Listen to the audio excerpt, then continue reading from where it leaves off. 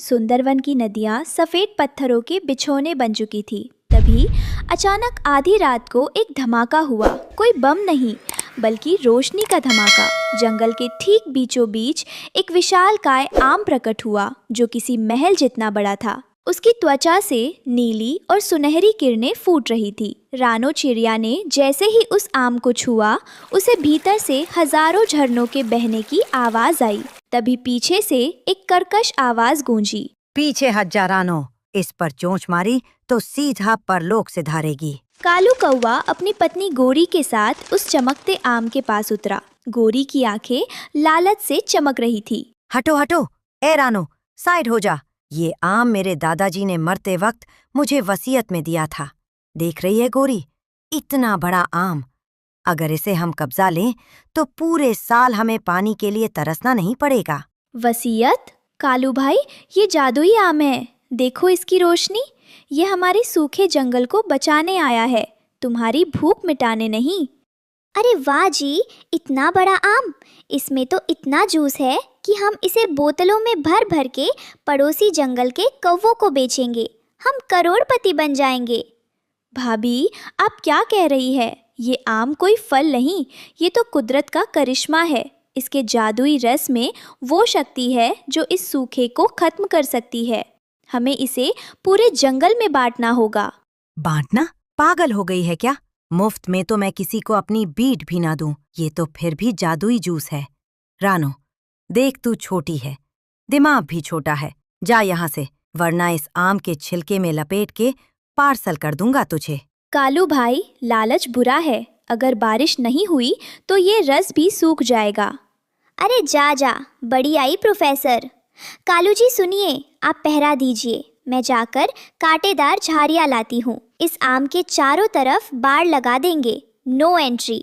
रानो परेशान होकर पुराने बरगद के पास पहुंची, जहां बूढ़े उल्लू दादा सदियों से रह रहे थे। रानो, मैं देख पा रहा हूँ, वो अमृत फल है, लेकिन सावधान, अगर इसे किसी ने नफरत या लालच से छुआ तो इसका रस जहर बन जाएगा और जंगल हमेशा के लिए राख हो जाएगा। उल्लू दादा, कालू भाई ने उस पर कब्जा कर लिया है। वो तो इसे बेचने की फिराक में है। तो सुनो रानो, तुम्हें साहसी वन मित्रों को जोड़ना होगा। जब तक इस जंगल के अलग अलग जीव एक साथ मिलकर इस फल की रक्षा नहीं करेंगे, तब तक इसका जादुई द्वार नहीं खुलेगा। जाओ, समय कम है। रानो सबसे पहले मिट्ठू तोते के पास पहुंची। मिट्ठू, जल्दी चलो, महाआम खतरे में है। मिर्ची की कसम रानो, मैंने सुना है कालू ने वहाँ बाउंसर्स खड़े कर दिए हैं।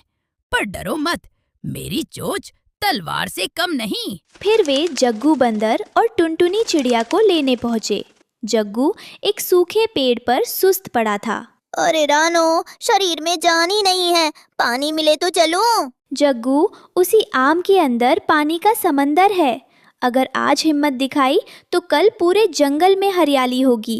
मैं भी चलूंगी, मैं कालू की आंखों में धूल झोंकूंगी। जब रानो की टीम पहुंची तो देखा कि कालू और गोरी ने आम के चारों ओर नुकीली लकड़ियां गाड़ दी थी। अरे ये क्या, सर्कस की टीम आ गई? जग्गू, तू तो बंदर है। इस जादुई आम को देख के ही तेरा पेट भर गया होगा। अब भाग यहाँ से। कालू, तमीज से बात कर, वरना इस जादुई आम की गुठली से तेरा सिर फोड़ दूंगा। ए बंदर, अपनी औकात में रह। ये आम अब कालू एंड गोरी प्राइवेट लिमिटेड की प्रॉपर्टी है। Private limited? गोरी भाभी, ये जादुई आम है, तुम्हारी फटी हुई छतरी नहीं। रानो, आदेश दो, क्या करना है? कालू भाई, आखिरी बार कह रही हूँ, हट जाइए। ये रस धरती माँ के लिए है। नहीं हटूंगा। क्या कर लेगी तू? शानो ने इशारा किया। जग्गू बंदर ने जोर से पेड़ों को हिलाना शुरू किया।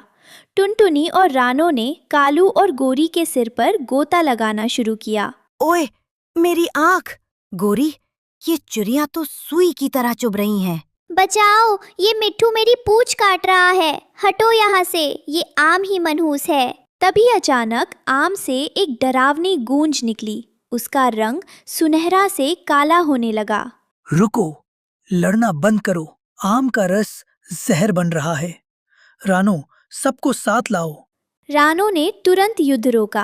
कालू भाई देखो, आपके लालच से ये आम मर रहा है।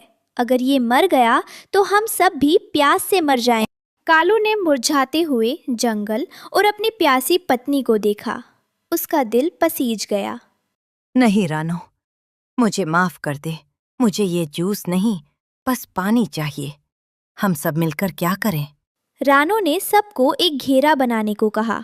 जग्गू बंदर, मिट्ठू, टुनटुनी, उल्लू दादा और यहाँ तक कि कालू और गोरी ने भी एक दूसरे के पंख और हाथ थाम लिए। सबने मिलकर गाना शुरू किया, जंगल की एकता का गीत। जैसे ही सबकी आवाज़ें मिली, काले पड़ रहे आम से एक बिजली कड़की और उसका छिलका फटने लगा। लेकिन उसमें से कीचड़ नहीं, बल्कि नीले रंग की शुद्ध फुहारें निकलने लगी। देखो, जादुई रस बाहर आ रहा है।